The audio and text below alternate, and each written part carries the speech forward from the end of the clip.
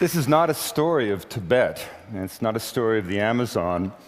I won't be taking you to the high Arctic, the life of the Inuit, or to the Syrian sands of the Sahara. This is actually a story of my own backyard.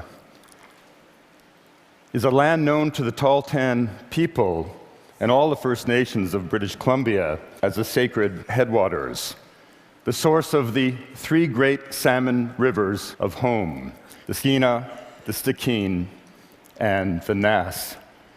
It's a valley where in a long day, perhaps two, you can follow the tracks of grizzly and wolf and drink from the very sources of water that gave rise and cradled the great civilizations of the Northwest coast. It's such a beautiful place. It's the most stunningly wild place I've ever been. It's the sort of place that we as Canadians could throw England and they'd never find it. John Muir in 1879 went up just the lower third of the Stikine, and he was so enraptured he called it a Yosemite 150 miles long.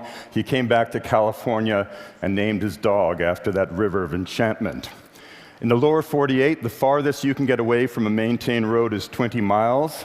In the northwest quadrant of British Columbia, an area of land the size of Oregon, there's one road, a narrow ribbon of asphalt that slips up the side of the coast mountains to the Yukon.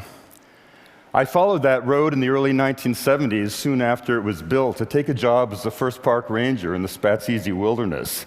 My job description was deliciously vague: wilderness assessment and public relations. In 2 4-month seasons, I saw not a dozen people. There was no one to relate publicly to. But in the course of these wanderings, I came upon an old shaman's grave that led to an encounter with a remarkable man, Alec Jack, a Gitsan elder-in-chief who had lived as a trapper and a hunter in that country for all of his life. And over the course of 30 years, I recorded traditional tales from Alec, mostly mythological accounts of Wiket, the trickster transformer of Gitsan lore, who in his folly taught the people how to live on the land. And just before Alex died at the age of 96, he gave me a gift. It was a tool carved from caribou bone by his grandfather in 1910, and it turned out to be a specialized implement used by a trapper to skin out the eyelids of wolves.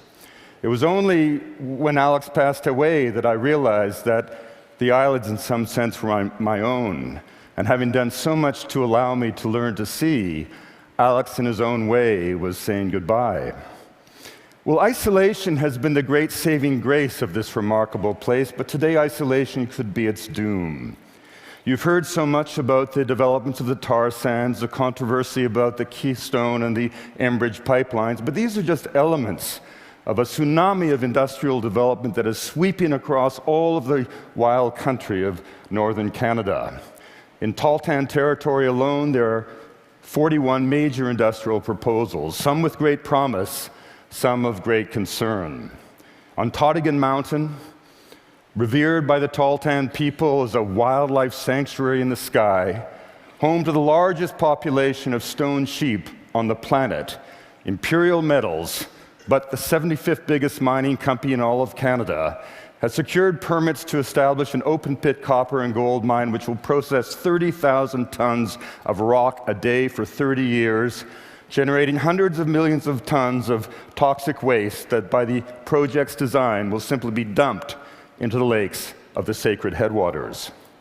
At the headwaters itself, Shell Canada has plans to extract methane gas from coal seams that underlie 1 million acres, fracking the coal with hundreds of millions of gallons of toxic chemicals, establishing perhaps as many as 6,000 wellheads, and eventually a network of roads and pipelines and flaring wellheads, all to generate methane gas that most likely will go east to fuel the expansion of the tar sands. For over a decade, the Tahltan people, both clans, Wolf and Crow, have resisted this assault on their homeland. Men, women, and children of all ages, elders in wheelchairs have blockaded the only road access to the interior. For them, the headwaters is a kitchen, it's a sanctuary, it's a burial ground of their ancestors, and those who really own it are the generations as yet unborn. The Tahltan have been able, with the support of all Canadians who live downstream, all local politicians, to resist this assault on their homeland. But now everything hangs in the balance. Decisions that will be made this year will literally determine the fate of this country. The Tahltan have called for the creation of a tribal heritage reserve which will set aside the largest protected area in British Columbia. Our goal is not only to help them do that, but to encourage our friends, the good people at Shell, not only to withdraw from the sacred headwaters, but to move forward with us and join us as we do the remarkable, the extraordinary. Set aside a protected area that will be for all time, not simply the sacred headwaters of the Tahltan people, but the sacred headwaters of all people in the world. The Tahltan need your help, we need your help, and if any of you would like to join us on this great adventure, please come and see me later today. Thank you very much.